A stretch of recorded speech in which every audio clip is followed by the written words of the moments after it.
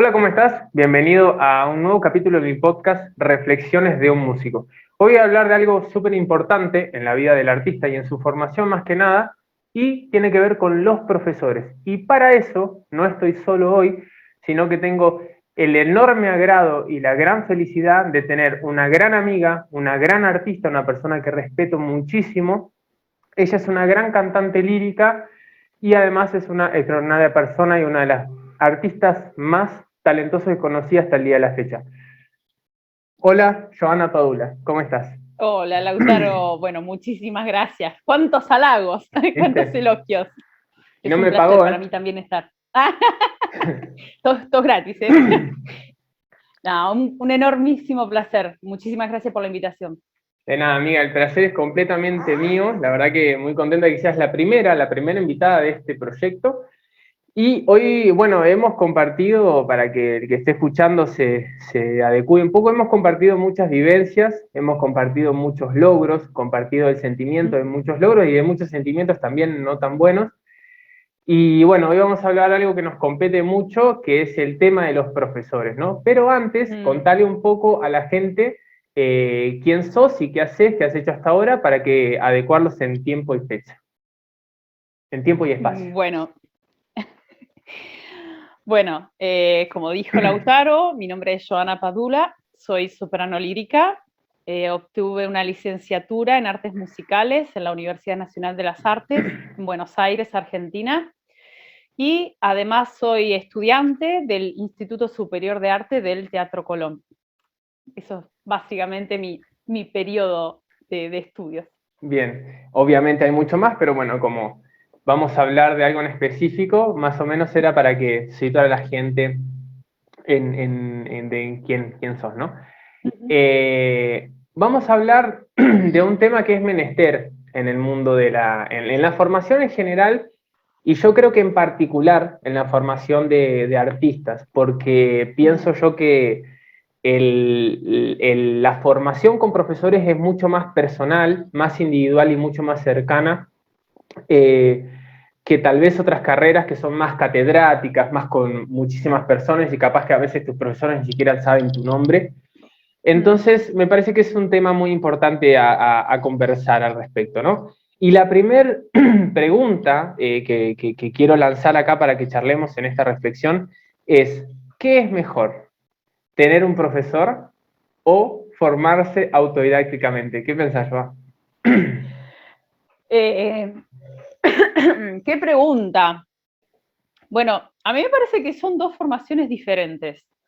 Creo que las instituciones son muy positivas en cosas como, por ejemplo, eh, el estatus, que no es una cosa menor, por ejemplo, decir soy alumno de tal institución o no sé, o me gradué en tal institución, te da como un aval, ¿no? Una autorización, digamos, ante la sociedad, que es una cosa importante, ¿no? No hay que desestimar ese lado.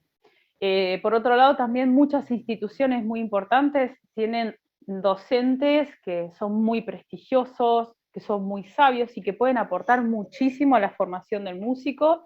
Materias como por ejemplo armonía, contrapunto, historia, o incluso materias como práctica de música de cámara o práctica orquestal o cosas por el estilo, que si uno las tomara como de manera particular serían más difíciles de cursar o más difíciles de realizar, y con otra vez con esto de que no tiene el sello del prestigio de una institución. Pero por otro lado, yo creo que es fundamentalísimo que cualquier artista tome clases particulares de la o las materias que le competen. O sea, si sos guitarrista, tenés que tener un maestro particular de guitarra; si sos cantante, tenés que tener un maestro particular de canto, y así sucesivamente, por dos motivos principales. La primera es que vos en las instituciones la mayoría de las veces no elegís a tus docentes, o si los elegís tenés muy acotado el rango de elección. Y la segunda, para mí es la fundamental, es que en las instituciones también tenés acotado el tiempo con un docente. Entonces, por más capa genial que sea ese docente que tenés, en ninguna institución que yo sepa te dan clases de más de 40 minutos, salvo alguna que otra excepción, pero la mayoría de los casos, por ejemplo, en la facultad, los cantantes teníamos creo que algo así como 20 o 30 minutos por semana de clase de técnica vocal. Entonces, bueno, con eso es, por supuesto, imposible el desarrollo técnico y musical de ninguna disciplina. Pero yo soy partidaria de ambas, de combinar ambas. Claro, bien. Coincido realmente plenamente con todo lo que decís.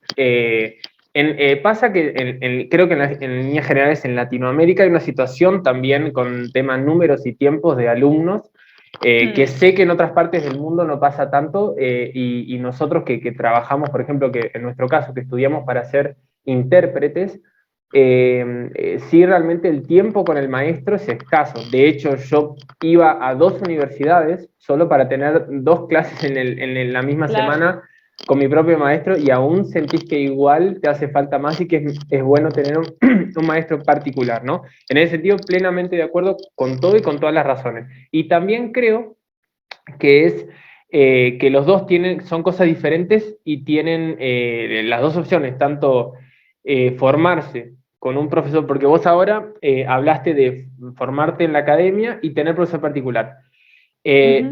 Pero en el inicio yo me refería un poco también a formarse con maestros o de forma autodidacta, ¿no? Y yo creo que tienen... perdón. No, por favor, pero está buenísimo todo lo que dijiste, y yo creo que tienen, coincido con todo, con esa forma de ver, con la parte también de lo que la academia exige y lo que la academia da también para el mundo, porque no nos tenemos que olvidar que existe un mundo exterior y que te exige ciertas cosas que es mejor tenerlas para cumplir, etcétera, etcétera. Pero yo creo que ambas cosas no es ninguna peor ni mejor, sino que tienen su lado bueno y sus pros y sus contras, ¿no? Y lo bueno la guía de los grandes maestros que ya pasaron por un montón de cosas, que ya transcurrieron procesos de formación. En mi caso yo tuve, por suerte, solo maestros extraordinarios, que me da hasta esa sensación de todos mis conocimientos, de todo mi capital intelectual, siento que no es mío, que es prestado, digamos, que me lo dieron mis maestros. Pero la parte por ahí que puede, y también siempre, nunca deja de depender, nunca deja de tener una cuota aparte del tipo de maestro, el tipo de enseñanza y el tipo de alumno, ¿no? Pero la parte que puede ser un poco en contra, o algún punto medio flaco en el tema de los maestros, es que uno a veces termina acomodándose a que el maestro te resuelva medio que todo, y termines dejando de ser como investigador. Y eso es la parte genial, una de las partes geniales que tiene la formación autodidacta, de que como no tenés nadie que te diga cómo hacer las cosas, primero no te queda otra opción que buscarlas, y después no tenés a nadie que te diga que no, que te diga que eso está mal. Entonces eso puede ser malo y bueno al mismo tiempo, porque así como te pueden decir que algo está mal, que realmente te puede perjudicar o puede ser malo, o lo estás haciendo tal vez mal, también al mismo tiempo puede coartarte cierta creatividad, que también está muy bueno explorar. Entonces yo pienso que no obstante el alumno, igual creo que todos, a no ser aquellos que una vez terminan de formarse o terminan de tener clases con maestros, se quedan en ese lugar y no van más, no avanzan más, a no ser por esos tipos de músicos, creo que todos terminamos a la larga siendo autodidactas, porque terminamos teniendo las herramientas para poder seguir estudiando solo, que nosotros estudiamos hasta el día que no trabajemos más, ¿no? Pero pensando en estas cuestiones, creo que siempre el artista, el estudiante, tiene que buscar la manera de, al mismo tiempo de tener maestros, ser autodidacta y ser cuestionador con tus profesores, pero no por esa cuestión de quiero alimentar mi ego intelectual y hacerme el rebelde y decirle que no a todo para creer que soy inteligente, sino que realmente por el deseo de saber por qué algo. Viste, que tu maestro es esto, y vos sabés que es una eminencia y que sabe, bueno, pero querés saber por qué. Entonces lo preguntás, lo buscás. Esa cosa me parece que es muy importante que el alumno tenga.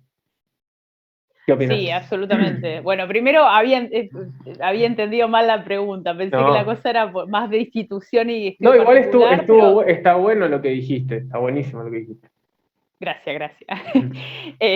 No, esto que vos mencionás acerca de la actitud autodidacta, para mí es fundamental y para mí es lo que diferencia entre, estoy buscando palabras suaves, pero entre Palabra un artista, que no ofendan. sí, sí, sí, es lo que diferencia entre un artista y un alumno. El Claro, alumno viene del latín que significa sin luz, o sea, sin conocimiento.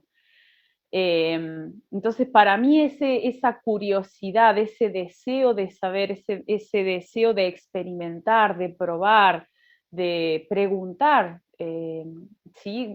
Creo que es como la esencia del artista. En realidad es la esencia de la humanidad, el deseo del conocimiento.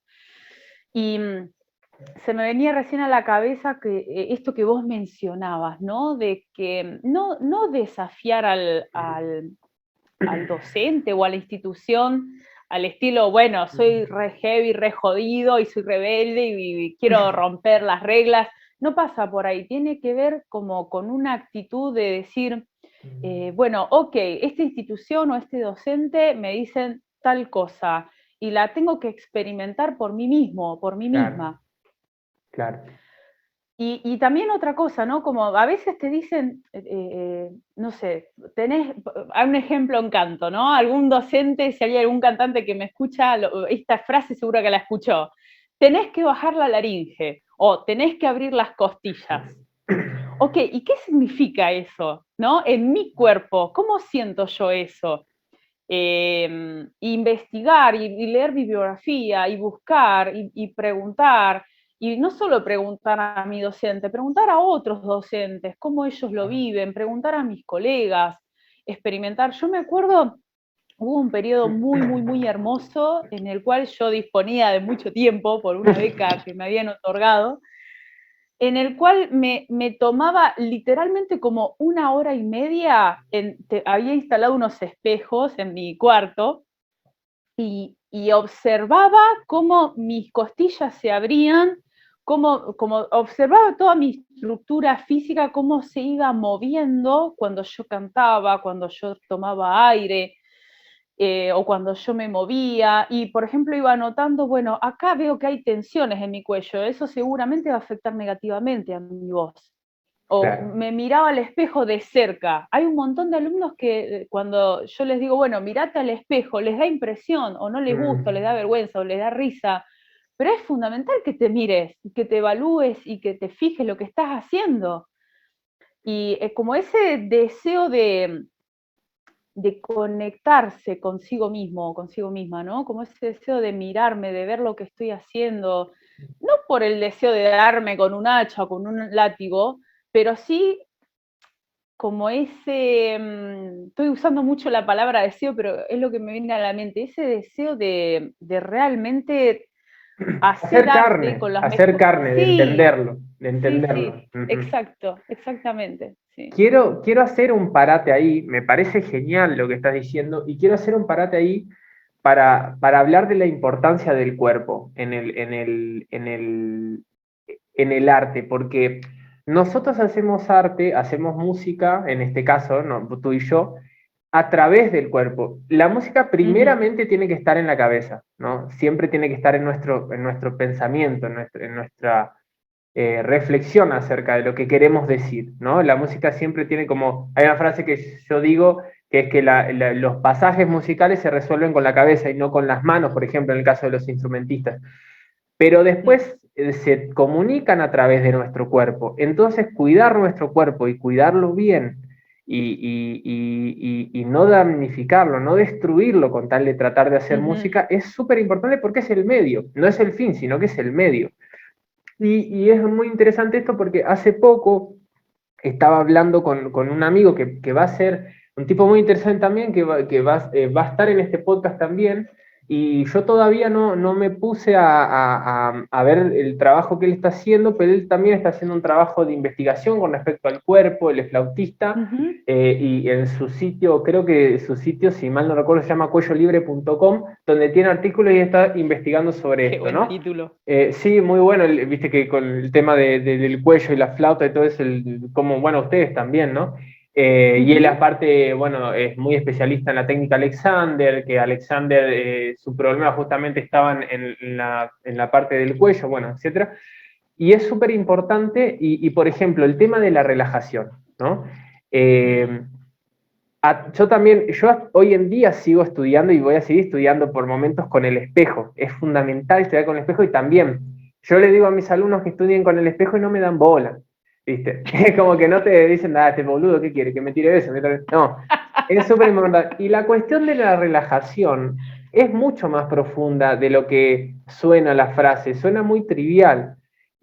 Por ejemplo, la relajación absoluta para tocar, por ejemplo, que es la relajación absoluta tiene que ser constantemente usar el mínimo esfuerzo para el máximo resultado, ¿no? Solo que uno está todo el tiempo distribuyendo pequeños espasmos de energía. Hay situaciones donde necesitas más energía para alguna parte de tu interpretación que querés decir algo y otras que necesitas menos.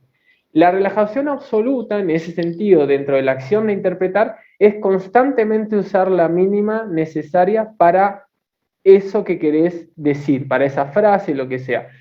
Ese entendimiento real, corporal, de hacer carne esa relajación, yo siento que lo terminé hace 12 años que toco la guitarra, y yo siento que lo terminé de entender completamente hace tipo 2 o 3 años.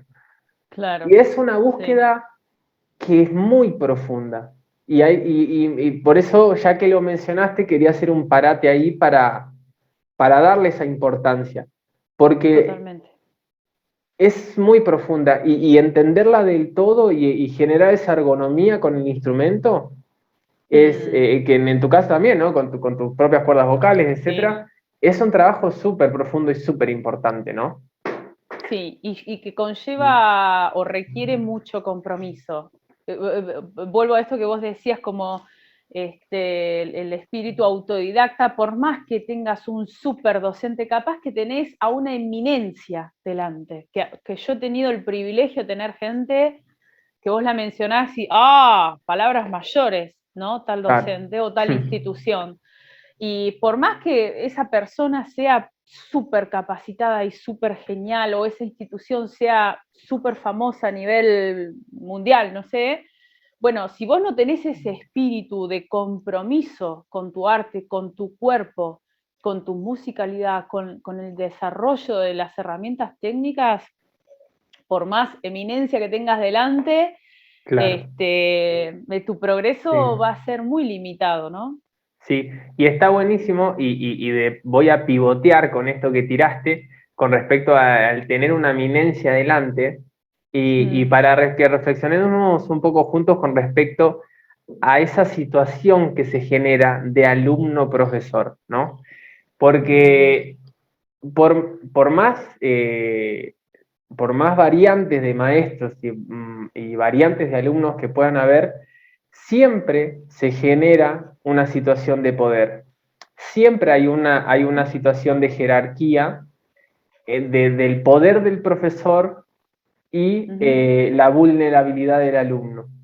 Y más aún cuando el alumno admira mucho a su maestro. Entonces, eh, pasa eso de decir palabra mayor, justamente como dijiste, ¿no? Claro. De que terminamos, de que todo lo que dicen nuestros maestros termina siendo muy impoluto y muy absoluto e incuestionable.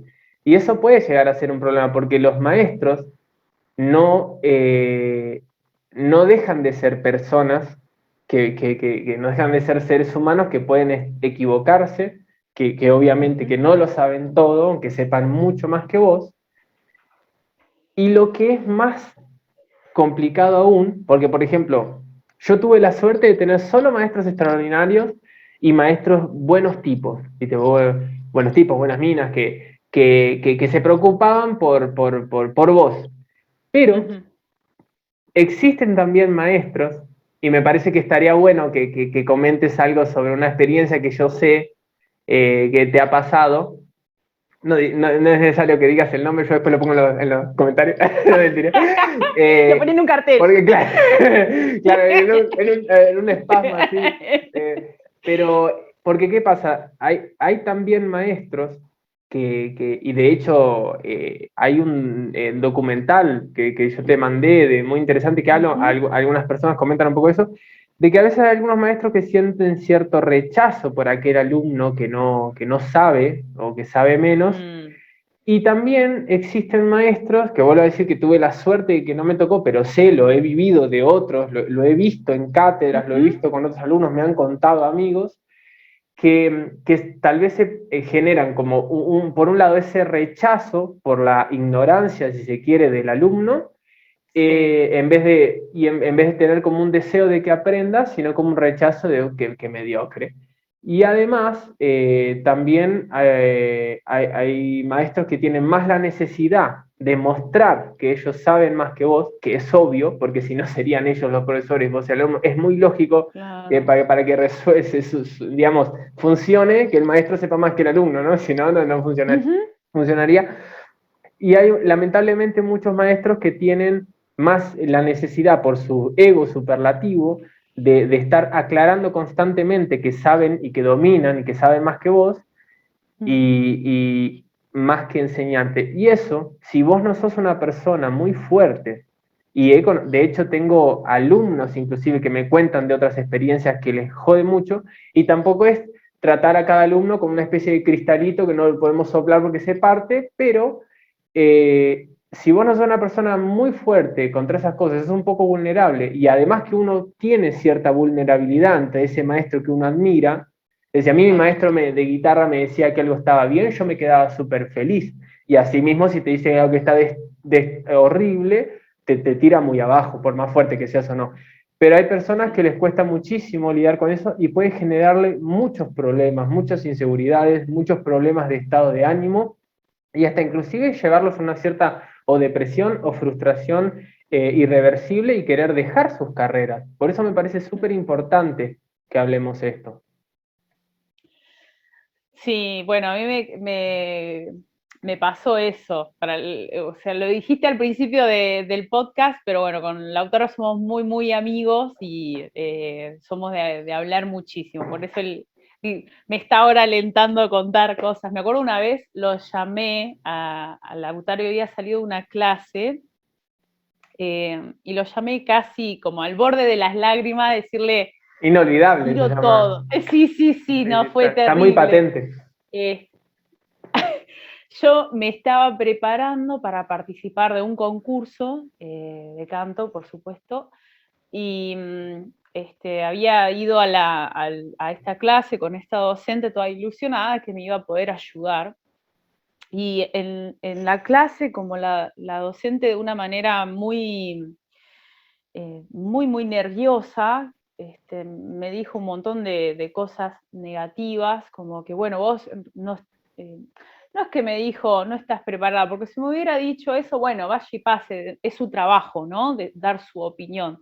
Pero la cuestión es que fue tan, no sé, tan nerviosa y tan tóxica su respuesta que yo dije, bueno, no, basta, no puedo más. O sea, ya hace 10 años que vengo estudiando, me vengo preparando, soy una persona súper responsable, de lunes a sábado estudio todos los días durante horas y si yo, o sea, si no estoy lista para empezar a participar en público, nunca lo voy a estar.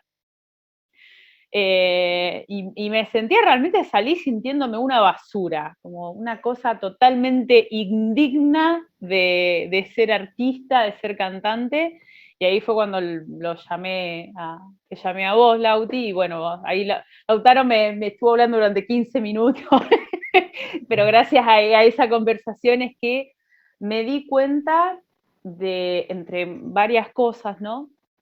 Me di cuenta de que esa docente no me estaba haciendo bien. Era una docente súper famosa, o sea, no hay cantante que no la conozca, y es una persona que de grandísimo prestigio, una enorme trayectoria y grandísima y enorme formación y conocimientos y sabiduría, pero el vínculo alumna-maestra que teníamos era muy negativo. Para ambas, en realidad, porque ella se mostraba como en desagrado, ¿no? Con mis avances, y yo me sentía tremendamente frustrada. Entonces, a raíz de eso es que yo me di cuenta de que no estaba bueno continuar. Por más que fuera, entre comillas, la mejor, como me había dicho una institución, me becaron durante un tiempo para tomar clases con esta persona y me dijeron, anda con ella, que es la mejor. Y yo me dije, bueno, tal vez será la mejor para otra gente, para mí no. Claro. Y vale aclarar, igual, para la gente que escucha, que no queremos decir que ahora, profesor que no nos diga algo que nos guste, vamos a buscar otro, ¿no? Es completamente distinto. La crítica constructiva de, no, esto está mal, trabajalo. Yo tuve un profesor que lo amo, que se llama Oscar Piluso, flautista de la UNA, profesor de música de cámara, que él era durísimo, pero en el buen sentido, en el tipo, te saco bueno o te saco bueno. Es muy distinto, y bueno, pueden haber distintas formas, otros que sean más pedagógicos, otros no, otros más rígidos, otros más suaves, pero después está, es completamente distinto eso a la toxicidad de simplemente quiero destruirte para alimentar mi ego al sentirme bien. Exacto. Y que eso realmente demuestra una gran pequeñez, porque si vos necesitas para sentirte grandilocuente destruir inclusive no solo a tus pares, sino a tus alumnos, habla de que sos mucho más pequeño en realidad, ¿no? Y después, bueno, eso quería aclarar para que no se confunda eso, porque hay que justamente, uno no tiene que ir hacia los profesores a buscar que te digan que está todo bien, porque también a veces pasa eso. Y a veces, y eso también es una actitud un poco mediocre, de buscar simplemente que te soben el lomo, de que te digan que está fantástico para irte feliz, porque eso tampoco te hace avanzar. Entonces, buscarlo eso, y buscar eso en los profesores, y que hayan profesores también que solo te digan que está todo increíble, también es tóxico. También es tóxico, también es dañino. ¿Por qué? Porque no avanzás, porque vos te terminás creyendo que realmente está increíble, y cuando te topás en una situación donde te das cuenta que no estás tan increíble, por ejemplo, un profesor que te dice, andaste al concurso que lo ganás, pero quédate tranquilo que lo ganás. Primero, te vas a preparar mucho menos, vas a autoexigirte mucho menos, y además te vas a ir a topar en la cara que no lo vas a ganar fácil y que capaz no pases ni primera ronda, y el piñazo va a ser muchísimo más fuerte. Entonces yo creo que lo mejor es, sin ir para ningún extremo, y obviamente el extremo destructivo es el peor, es decir, si me tengo que elegir uno, me quedo con el que te soba el lomo, pero ninguno de los dos es bueno. Ser autoexigente con el alumno, no sería autoexigente con el alumno, pero siempre motivando al alumno. Mi más principal maestro de guitarra en la UNA, que fue con el que más tuve todos estos años, que es Javier Bravo, bueno, lo digo, él tiene eso que jamás me dijo que no a algo, o jamás, y es el más exigente. Y jamás fue tipo, che, o sea, de tener esa capacidad de siempre motivar. Y además de eso, otro punto más, es también, bueno, para mí lo mejor es eso, como uno, y aparte nosotros somos maestros también, tenemos alumnos, entonces uno siempre trata de buscar la mejor manera de también nosotros ser. Lo interesante de esta charla es que uno puede hablar de los dos lugares, tanto como maestros, como alumnos, y ya estamos en un punto de nuestra carrera que también somos maestros hace años ya. Entonces podemos hablar desde los dos lugares. Uno como maestro también trata de no sobar el lomo, no destruir, pero siempre incentivar a estudiar y a mejorar y a ser exigente, pero sin desmotivar. Y cada uno lo podrá hacer de la manera que sea. Pero cuando uno se encuentra con un maestro que es así, hay que saber discernir y hay que saber darse cuenta, como vos dijiste, aunque sea una grosa, es una grosa para otros, a mí no me sirve. Porque a veces uno por esa admiración, o por la admiración por el nivel que tiene esa persona, uno cree que está bien, que no tiene errores, que está bien lo que hace y que tiene que ser de esa manera y que no hay otro camino. Entonces a veces uno se pone obstinado con eso y puede llegar a la destrucción de una carrera realmente.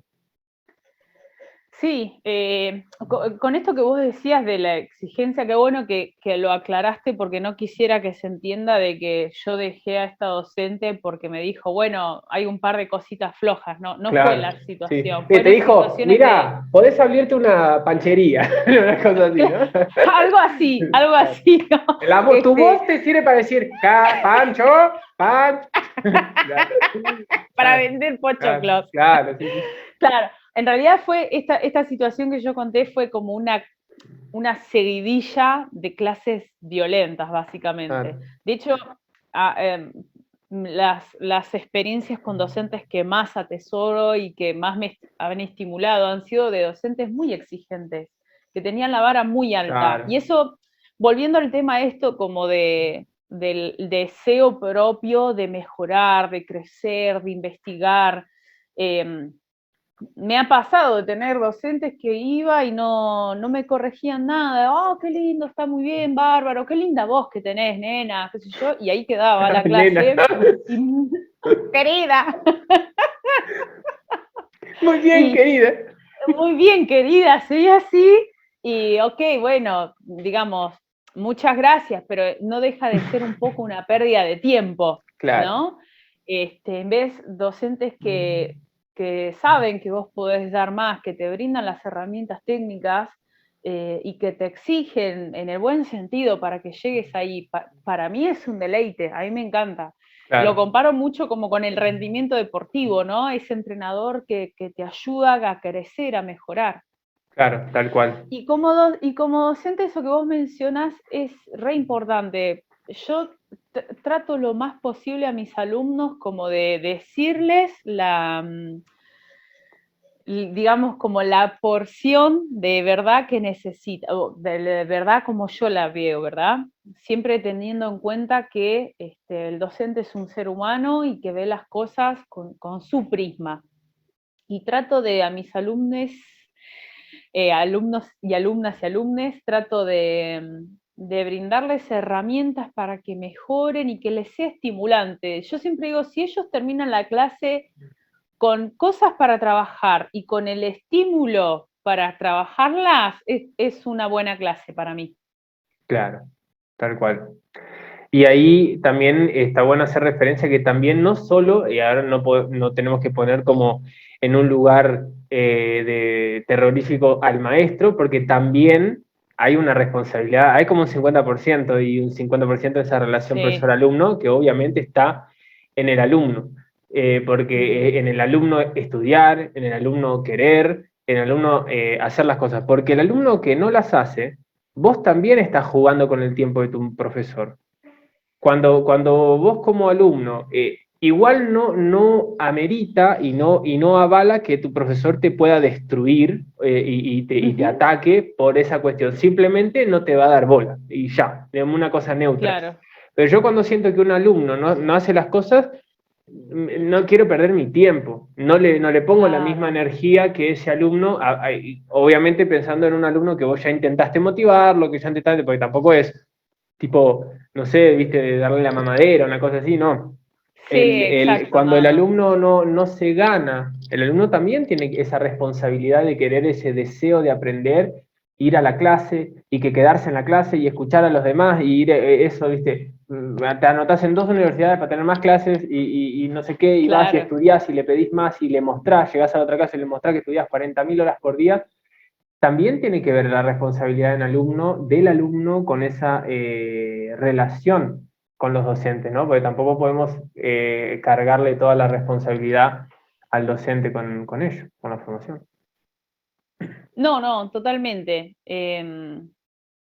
Sí, a mí me pasa, me ha pasado de tener alumnos que, por ejemplo, no estudiaban, no preparaban nada, y bueno, entonces, digamos, yo también me siento limitada en lo que les puedo brindar. Lo que les puedo brindar es una porción de lo que por ahí podríamos trabajar si ese alumno tuviera una rutina, si tuviera metas, yo creo que a cualquier docente le encanta que el alumno le vaya con preguntas y con Claro. cosas para mejorar, como a mí me ha pasado, me encantaba verle la cara de brillo que ponía una maestra mía cuando ella, por ejemplo, me daba ejercicios técnicos para hacer en la semana, ¿no? Entonces yo cuando iba a la semana y le decía, maestro, te quería hacer una consulta cuando hago tal ejercicio, y yo al decirle eso es como que se le iluminaba la cara. Y eso era como estimulante para ambas, Claro. porque para ella era re estimulante que yo le fuera con preguntas y con cosas, y mirá, hice esto y me pasó tal cosa, y para mí también era estimulante, primero, ver mis progresos, y segundo, verla a ella que estaba comprometida con mi progreso. Eso para mí es hermoso. Y una cosa importante, yo no quiero ser tipo este pájaro de mal agüero, pero decirles a muchos alumnos que lamentablemente a lo largo de su carrera, de su formación, se van a topar con docentes que no están comprometidos con su progreso. Esto es una realidad. O sea, no podemos estar en una burbuja de fantasía que el docente nos quiere y dejar... Algunos sí, y otros no. Otros, digamos, es como un trabajo de oficina. Van, hacen el papeleo y se van a su casa y ya está. Luego de una pequeña parada técnica, continuamos con nuestro podcast con Joana Padula. Ahí va. Bueno, quería comentar esto de que a veces nos va a pasar de que tengamos docentes súper preparados, súper profesionales, que nos van a súper ayudar y que incluso sean muy cariñosos, muy pacientes, muy pedagógicos, como docentes estupendos. Y a veces nos van a tocar docentes que, sin llegar a ser malos docentes, pero eh, no se nota ese compromiso, ¿no? Yo hace un rato estaba mencionando de que para mí era muy estimulante esa sensación de que la docente estaba muy comprometida con mi progreso, con mi carrera, con mi desempeño, y a veces notar que este docente o esta institución notamos esa falta de compromiso. Y tenemos que ser realistas en esto, ¿sí? Y tenemos también, yo creo que tenemos que ser personas adultas con este tema. O sea, no entrar a juzgar, yo no quiero ponerme a juzgar por qué tal docente o tal institución no se, entre comillas, compromete con mi carrera. No quiero entrar a discutir por ahí, porque me parece una discusión inútil, pero sí saber que yo como adulta tengo que tomar las riendas de mi carrera, tengo que tomar las riendas de mi formación. Es decir, si esta persona que tengo delante, por H o por B, el motivo que sea, no me está brindando la formación que yo necesito o que yo anhelo, bueno, tengo que poner manos a la obra con respecto a eso, ¿no? Y ahí otra vez tocar, a mí me parece que el tema que vos tocaste para el inicio de esta charla, para mí es clave, como el autoaprendizaje, ¿no? Ser autodidacta, moverse, buscar. Me ha tocado de tener docentes que yo sentía que era una pérdida de tiempo estar en esa clase. O incluso hasta peor, hasta era contraproducente, porque las cosas que enseñaba yo sentía que no eran correctas. Entonces, bueno, nada, ¿cómo manejo esa situación? ¿No? Tengo que tratar de usar mi inteligencia, usar todas las herramientas que dispongo y toda la ayuda que pueda conseguir para buscar una formación que satisfaga a mis necesidades y a mis deseos. No quedarme como, bueno, me anoté en canto 4 y me tocó de docente a fulanita de tal o a menganito de cual, y bueno, enseña medio bajón, pero bueno, ¿qué va a hacer? Es lo que me tocó. Bueno, de alguna manera yo tengo que tomar las riendas de mi formación, porque es mi carrera la que está en juego. Esa persona que está adelante no me tiene que interesar su carrera, en el sentido de que no me tengo que preocupar por no ofenderlo, por no herirlo, o por satisfacer su rol como docente. Yo tengo que buscar yo crecer como artista que soy y que quiero llegar a ser. Claro, eso es fundamental. Y por eso es tan importante la autocrítica constante, la crítica en el buen sentido hacia los maestros y la autocrítica Sí, constante. Por ejemplo, sucedió mucho, creo que sucede aún, un gran mito de una escuela, de algo que se estila todavía inclusive muy antiguo, de la escuela de los flautistas, por ejemplo, con el tema del diafragma y que poner unos libros en el estómago y que hacer abdominales sí, y eso es una cosa que, según tengo entendido por grandes conocedores de eso, que es algo que completamente equivocado y es algo que se fue estilando y justamente sí, esa es la importancia de por ejemplo, de todo el tiempo estar buscando y buscando y buscando y tal pensando, cual. investigando. Pasa en el mundo de la guitarra, por ejemplo, donde grandes pensadores del instrumento que hicieron grandes métodos, hay cosas que hoy en día ya caen en desuso, digamos, porque ya hay otras cosas o ya hay otras maneras de hacer las cosas o de hecho hasta las construcciones de las guitarras van modificándose, donde ciertas ideas, yo he escuchado a grandísimos maestros Ujú. por ahí decir algunas cosas que ya hoy no es tan así, no es tan radical, porque y eso es lo hermoso y lo apasionante de seguir constantemente investigando y estudiando, y por suerte que nunca termina esa investigación y esa Ujú. búsqueda. Y la búsqueda, y aparte la música, yo me imagino la música como jugar con barro, es muy en la práctica. Es muy Claro, práctica la música. De hecho, inclusive sí. las materias teóricas, si no las pasas a la práctica, no suceden. Por eso inclusive también a veces tal vez se pueden replantear, y eso es algo que estoy pensando ahora, tal vez se pueden replantear algunas formas de dar algunas cosas, porque por ejemplo, sucede que a veces por ejemplo, damos una Ujú. teoría de una materia teórica, armonía, importantísimo, aparte de una materia que a mí me encanta, y una materia que es fundamental para un músico profesional entender para poder después analizar sus piezas, para estudiarlas y tocar, y no simplemente tocar notas así que están Ujú. escritas en un papel. Pero sucede mucho, y en algunos aspectos me incluyo, en otros no, porque me gusta mucho analizar mis obras que toco, pero a veces pasa que uno cursa las 6 armonías que tuvimos nosotros, que ahora en el nuevo plan de nuestra universidad son 3, y terminas pasando de estudiar desde de las armonías gregorianas, de las escalas Ujú. gregorianas, a, a la armonía contemporánea y música atonal y dodecafonismo, y ya habiendo pasado por Wagner y pasás por analizar sinfonías de Wagner, y después terminás una licenciatura y te cuesta encontrar una sexta aumentada en tus piezas, en las piezas que vos estás tocando. Y sucede, es muy común esta realidad, este panorama. Entonces, ¿qué desfasaje hay ahí? ¿De dónde está esa cuestión de tanta teoría que quedó solo en la teoría y que no se bajó a la Ujú. práctica?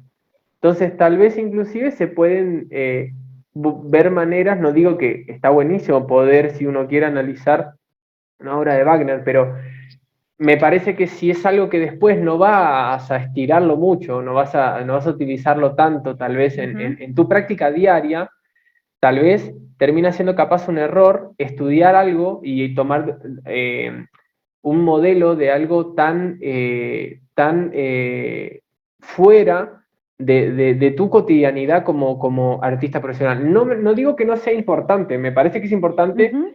como ver de qué se trata, saber que uno puede más o menos tener una idea, pero capaz de inclusive tomar modelos que sean más prácticos a la hora de que, bueno, vamos a aprender a estudiar, eh, y vuelvo, va a ser difícil ponerlo en la práctica, pero a mí me resulta más lógico que, bueno, si en armonía estudio armonía en mis piezas de guitarra, y como que va a Ujú. ser una cosa que puedo llevarlo más a la práctica diaria para después dominar y hacer carne eso, Que igual, eso bueno, puede ser algo, es muy complejo y yo lo estoy pensando recién ahora, pero me parece que hace falta algo de algunas cuestiones teóricas, llevarla a un lugar un poco más de la vida más común y la práctica común del músico diario, pero también tiene mucho que ver con que después uno como artista sea adulto, como decimos, y profesional por sobre todo, de después venir y yo no puedo ponerme a estudiar una pieza y no ponerme a ver más o menos de qué se trata, cómo está compuesta, Claro. y cómo está, hacerle un pequeño análisis, porque aparte, cuando uno tiene esas herramientas que puede pasar a la práctica y analizar y estudiar mucho mejor, el estudio se hace mucho más fácil, que eso es algo que pasa, que uno trata de comunicarle a los alumnos que todavía tienen esa como inmadurez de tener esas ansias por tocar notas, y uno a veces se desespera por hacerles entender que el estudio más profesional es el estudio desde el pensar y buscar y analizar. Y desde ese lugar no se puede pasar muchas más horas, de forma mucho más fácil, pues estudias de forma mucho más rápida también, incorporás desde otro lugar, y eso también, obviamente, que más allá del modelo institucional, de los profesores, ¿no? Siempre termina dependiendo mucho de lo que el alumno haga. ¿Cuántas veces pasa que un licenciado termina una licenciatura y medio que no sabe mucho de nada? Sabe un poquitito de todo y medio que no sabe nada de nada, y no sabemos nada de nada. Y eso, bueno, eso es otro tema de conversación que da para otro podcast que tiene que ver más con la institución, ¿no? Que, bueno, eso da para, hay tela para cortar ahí. Pero es importante. Poné la pava. Claro, sí. Poné la pava. Pongan la pava, tema. chicos, escúchenlo, no cambies, que no cambies de podcast. Pero sí, bueno, eso da para largo, pero es importantísimo esa actitud del alumno de no tener esa cosa tan subversiva, bueno, lo que me digan está bien y bajo la cabeza, sino que no, todo el tiempo pongo un cuestionamiento, pero porque a mí me interesa mi carrera y mi formación y constantemente, ¿no? Y también hay otra cosa más, que esto parece un podcast en detrimento de los maestros, pero no lo es realmente. Me parece que es algo que no se habla tanto y a veces el alumno queda con pocas herramientas y tal vez poca ayuda. Y tal vez este podcast pueda ser hasta una especie de compañía, digamos, de una palmada a la espalda para el músico. Dale, ya pasamos por acá, continúa, respira y seguí, ¿no? Pero hay otra cosa también que pasa con los docentes, que a veces está el maestro que no se importa, ¿no? Por la carrera de sus alumnos, y está el maestro que quiere una especie de proyección a través de los alumnos. Y yo he visto y me he enterado de situaciones de docentes, por ejemplo, que quieren que todos sus alumnos concursen para ellos tener en su currículum que sus alumnos ganan concursos. Y eso es terrible también, porque genera, además de un montón de cosas malas que tienen el modelo del concurso, que eso da para otra charla, da una presión a los alumnos de no, dale, presentate, y más y querer hacerlo eso, no digo que sea siempre así, o que siempre que un profesor te diga, che, presentate a este concurso, hay muchos maestros que lo hacen realmente por el interés para la carrera del alumno, ¿no?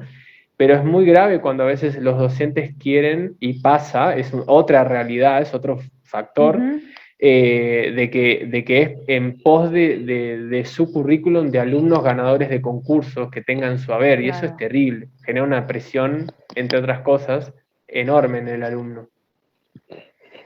Sí, yo, digamos, si hay algún alumno que está escuchando, yo el consejo que le daría es, vos tenés que pensar en tu carrera.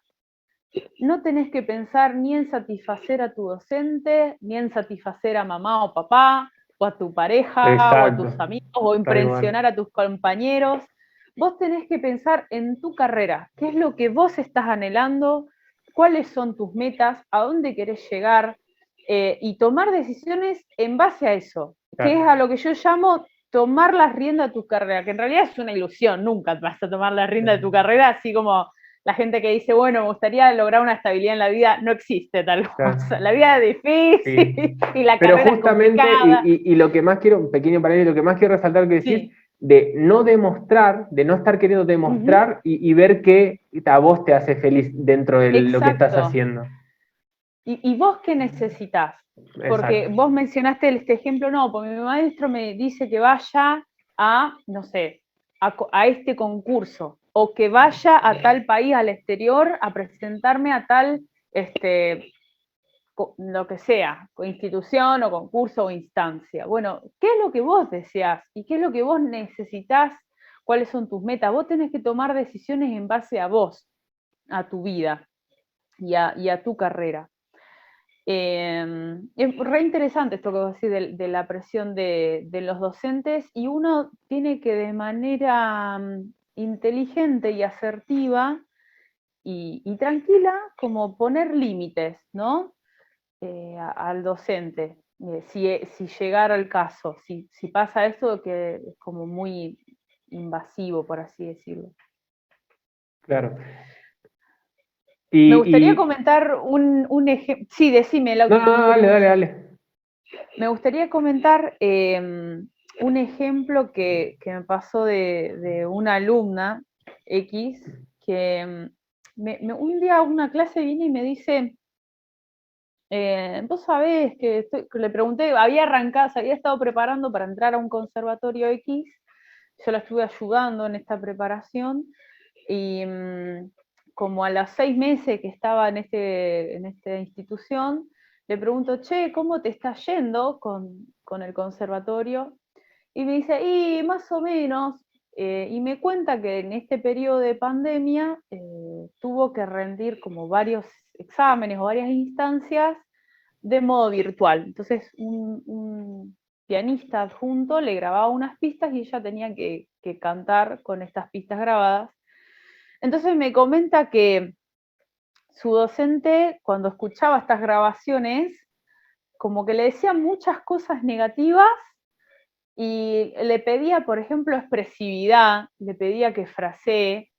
Y yo me agarraba los pelos así y, viste, por dentro, yo en rol de docente, de codocente, pensaba, ¿cómo le digo a esta chica que su docente le está diciendo una burrada sin desautorizar a su docente en esta institución y sin tampoco como crearle un conflicto? Porque también si vos tenés al docente A que te habla mal del docente B, a vos como alumno te reconflictúa, es una situación fea.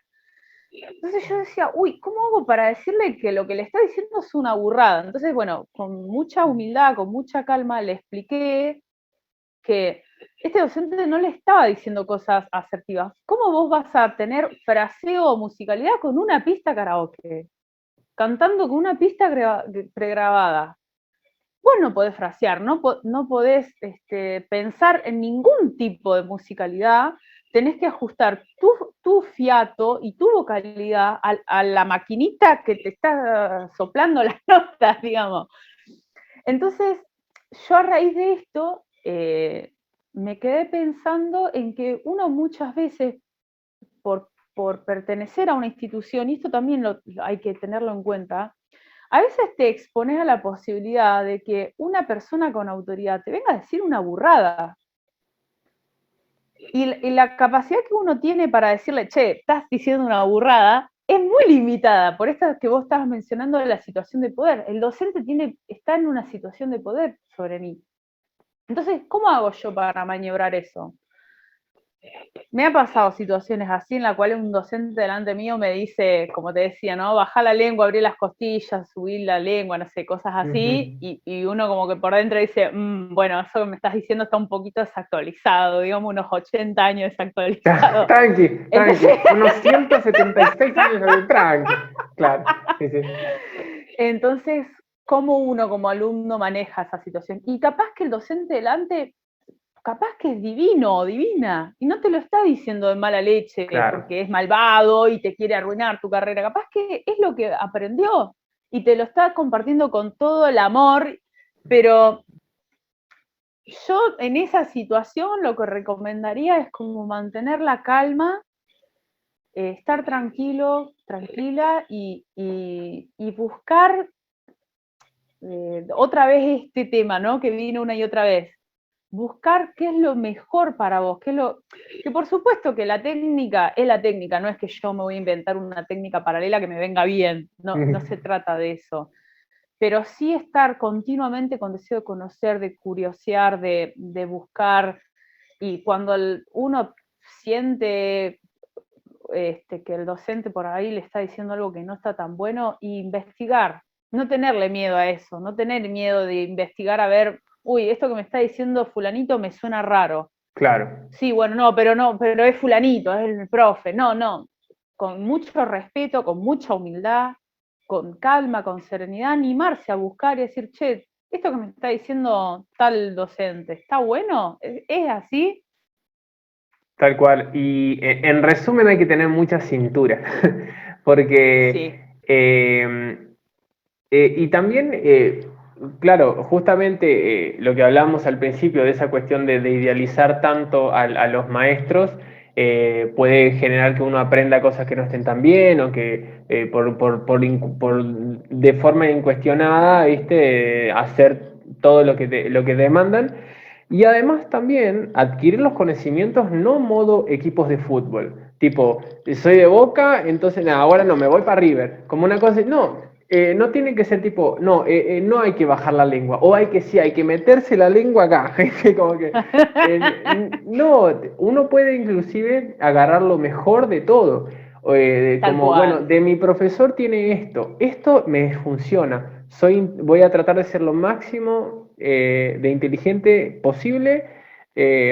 Formulé para el orto esa frase, y voy a agarrar eso de ese profesor. Voy a buscar de tal bibliografía, no como casarte, ni con los maestros, ni con los libros, ni Tal con las cual. corrientes, sino que con vos como filtro, agarrar lo mejor y lo que a vos te parece y confiar en que sos una persona en formación, por eso hay que tener la máxima humildad posible, porque jamás un ser humano va a poder aprender algo que cree que ya lo sabe. Entonces es muy importante la vida entera, mientras más humildes seamos con el capital intelectual, más capital intelectual vamos a poder adquirir y no ser radical y casarse con las teorías o con las corrientes o con los maestros, sino tomar lo mejor de cada uno. De hecho, pasa que justamente el hecho de no idealizar tanto un maestro y llevarlo a un lugar más de un ser humano como vos, hace que vos puedas ver las fortalezas y las falencias de ese ser humano. Hace poco me pasó una situación con un maestro que yo te la conté y que ahí me di cuenta, bueno, es un genio, tiene esto y esto, me enseña esto y esto, es muy bueno en X cosas, pero tiene esto que yo no tengo que dar bola acá, porque sé que es un fantasma de él, ¿no?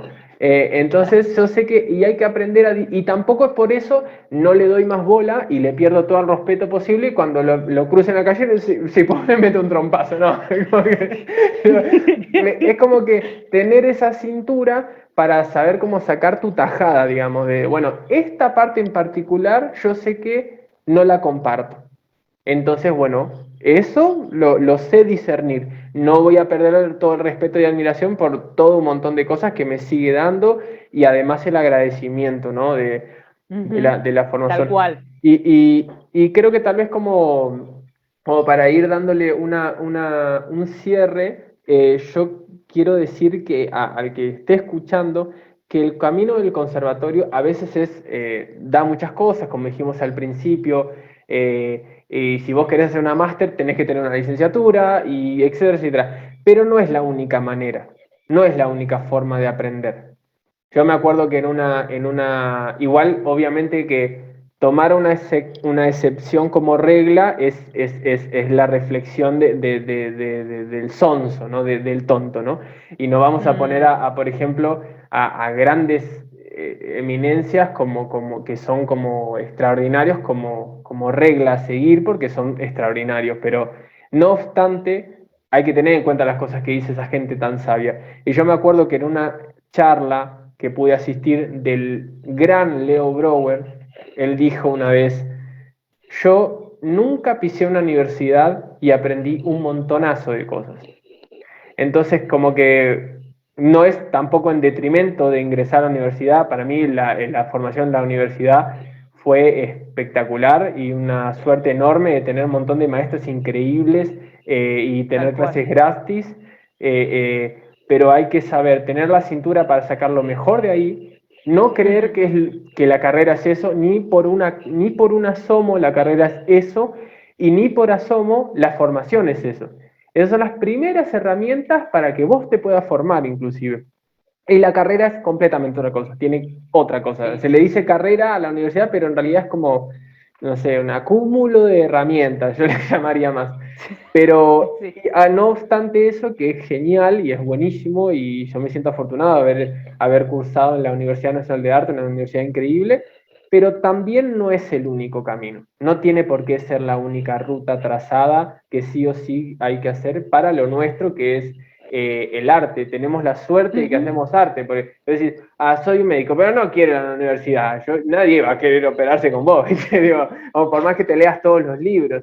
Pero en lo nuestro no es el único camino. Eso como yo para cerrar. Bueno, amigas y amigos, gracias por escuchar este podcast hasta acá.